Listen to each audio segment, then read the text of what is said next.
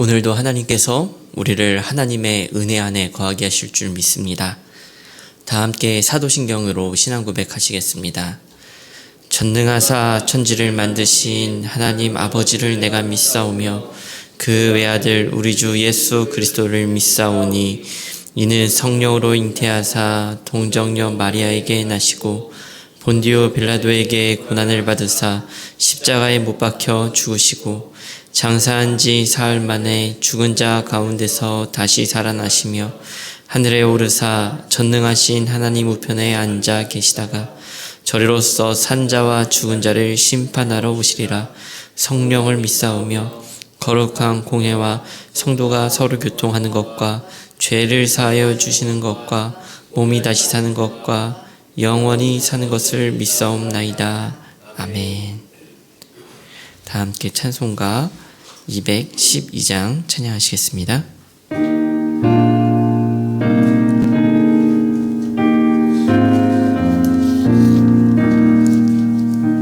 겸손히 주를 섬길 때 괴로운 일이 많으나 구주여 내게 힘주사 잘 감당하게 하소서. 인자 한 마리를 가지고 사람을 감화시키며 갈 길을 잃은 무리를 잘 인도하게 하소서. 구주의 귀한 인내를 깨달아 알게 하시고 굳건한 믿음 주셔서 늘 승리하게 하소서. 장래의 영광 비추사 소망이 되게 하시며 구주와 함께 살면서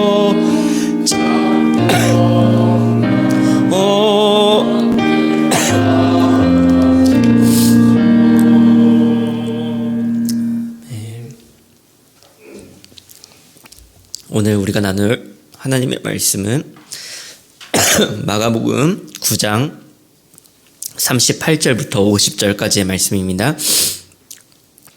마가복음 9장 38절부터 50절까지의 말씀입니다. 중간에 없음이라고 나와 있는 절은 건너뛰고 교독하여 읽도록 하겠습니다. 요한이 예수께 여짜오되 선생님, 우리를 따르지 않는 어떤 자가 주의 이름으로 귀신을 내쫓는 것을 우리가 보고 우리를 따르지 아니함으로 금하였나이다. 예수께서 이르시되 금하지 말라. 내 이름을 의탁하여 능한 일을 행하고 즉시로 나를 비방할 자가 없느니라.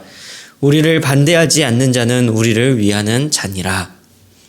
이제 너희가 그리스도에게 속한 자라 하여 물을 한 그릇이라도 주며 내가 진실로 너희에게 이르노니 그가 결코 상을 잃지 않으리라. 또 누구든지 나를 믿는 이 작은 자들 중 하나라도 실족하게 하면 차라리 연자맷돌이 그 목에 매여 바다에 던져지는 것이 나으리라. 만일 내 손이 널 범죄하거든 찍어버리라. 장애인으로 영생에 들어가는 것이 두 손을 가지고 지옥 곧 꺼지지 않는 불수에 들어가는 것보다 나으니라. 만일 내 발이 너를 범죄하게 하거든 찍어버리라. 다리 저는 자로 영생에 들어가는 것이 두 발을 가지고 지옥에 던져지는 것보다 나으니라. 만일 내 눈이 너를 범죄하게 하거든 깨버리라. 한 눈으로 하느님의 나라에 들어가는 것이 두 눈을 가지고 지옥에 던져지는 것보다 나은. 거기에서는 구더기도 죽지 않고 불도 꺼지지 아니하느니라. 함께 읽도록 하겠습니다. 소금은 좋은 것이로되 만일 소금이 그 맛을 잃으면 무엇으로 이를 짜게 하리요. 너희 속에 소금을 두고 서로 화목하라 하시니라. 아멘.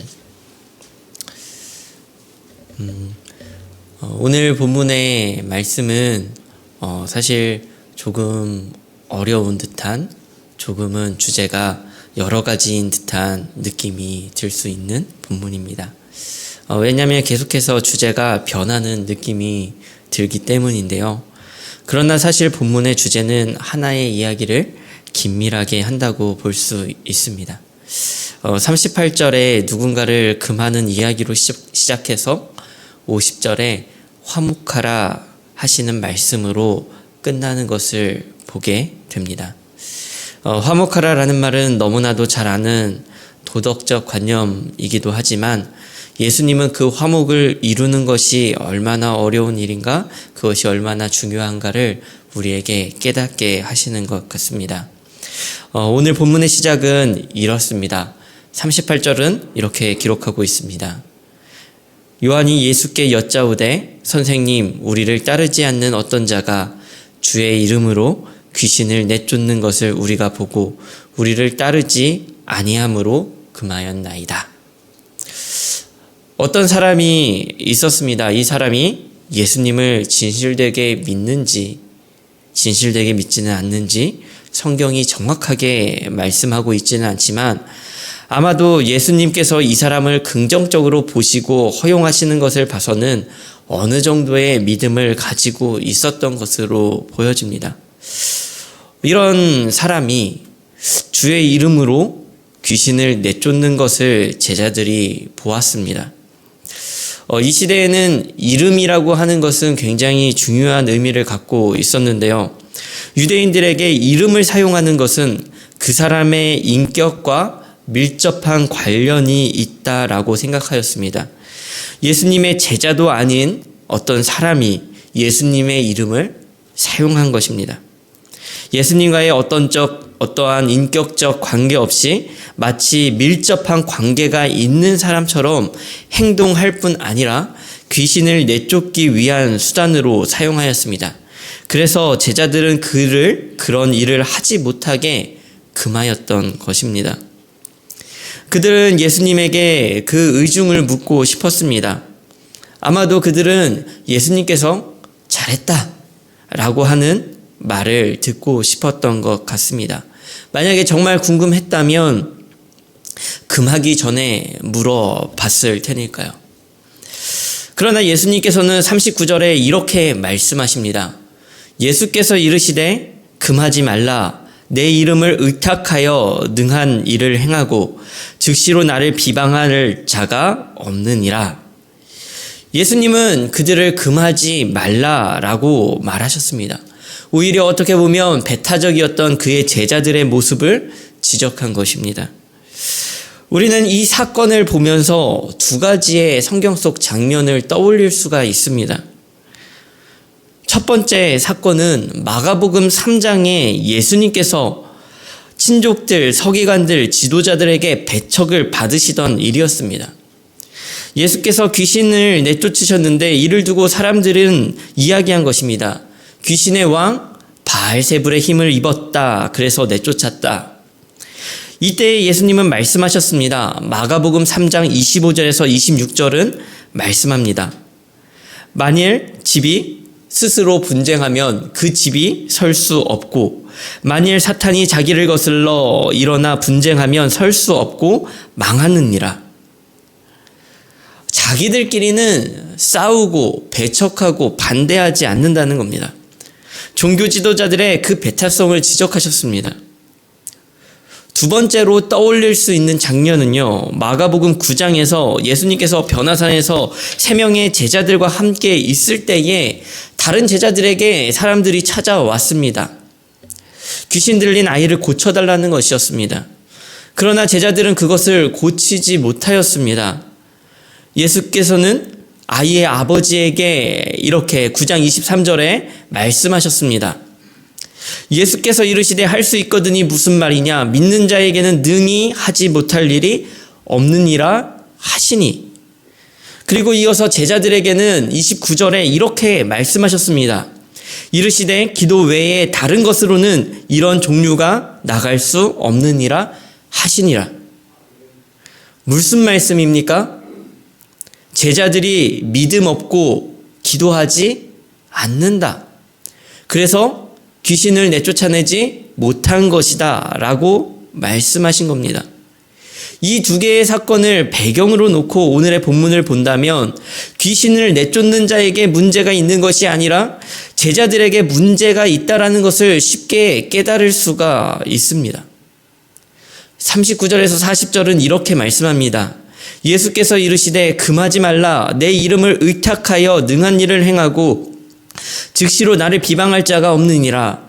우리를 반대하지 않는 자는 우리를 위하는 자니라. 제자들은 바알세불의 그 일을 기억하지 못하였습니다. 그들은 오히려 종교 지도자들처럼 예수님의 편에서 다른 쪽을 배타하는, 오히려 배타하지 말아야 할 자들을 배타하는 그 자리에 있었던 것입니다. 예수님은 그들의 그 배타성을 지적하신 거예요. 물론 제자들의 입장에서는 이렇게 생각할 수도 있죠.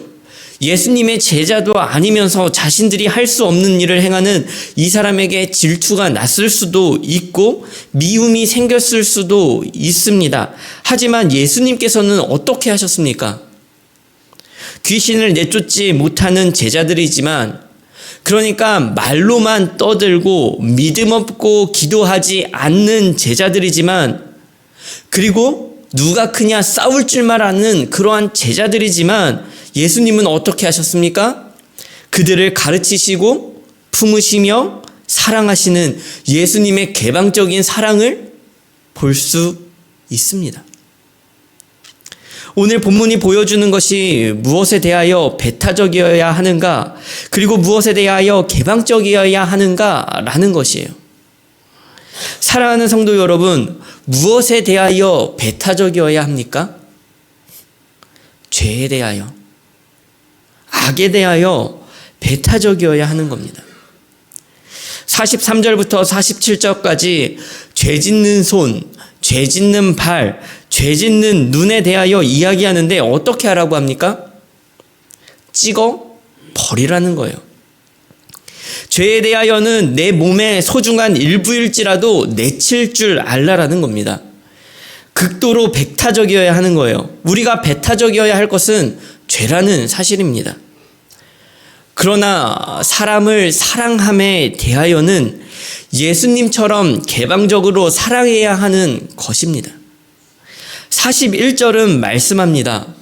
누구든지 너희가 그리스도에게 속한 자라 하여 물 한 그릇이라도 주면 내가 진실로 너희에게 이르노니 그가 결코 상을 잃지 않으리라. 물 한 그릇은 가장 하찮은 것인 동시에 가장 귀한 것입니다. 누군가에게 물 한 그릇은 가장 가치 없는 것일 겁니다. 하지만 사막을 걸어가는 자에게는 가장 귀한 것이 물 한 잔이죠. 우리에게 보잘것없는 그 하찮은 섬김이라 할지라도 하나님께서는 가장 귀한 것으로 보시고 상을 주신다는 말씀입니다. 하나님은 우리의 죄에 대하여 배타적이 되라고, 사람을 사랑함에 대하여는 개방적으로 사랑하라고 하시는 것입니다. 화목하라는 것이에요. 그러시면서 사람에 대하여 배타적인 죄의 결과가 얼마나 무서운 일인지에 대해 말씀하시는 겁니다. 42절은 이렇게 기록을 하고 있습니다. 또 누구든지 나를 믿는 이 작은 자들 중 하나라도 실족하게 하면 차라리 연자맷돌이 그 목에 매여 바다에 던져지는 것이 나으리라. 사랑하는 성도 여러분, 무엇에 대하여 배타적이어야 합니까? 죄입니까? 아니면 사람입니까? 내 가족, 내 교회만을 사랑하는, 다른 것은 멀리하는 배타성을 가지고 있는 것은 아닐까요? 죄에 대하여는 얼마나 배타적이어야 합니까? 우리는 사실 죄에 대하여 배타적이고, 배타적이어야 할 것은 개방적이고, 개방적이어야 할 것에는 배타적인 우리의 모습이 있지 않습니까? 우리의 현실은 제자들처럼 사람을 사랑함에 대하여는 배타적이고, 죄에 대하여는 오히려 개방적이에요. 여러분, 우리가 얼마나 죄를 사랑하는지 아십니까? 우리는 죄를 우리의 몸처럼 사랑합니다.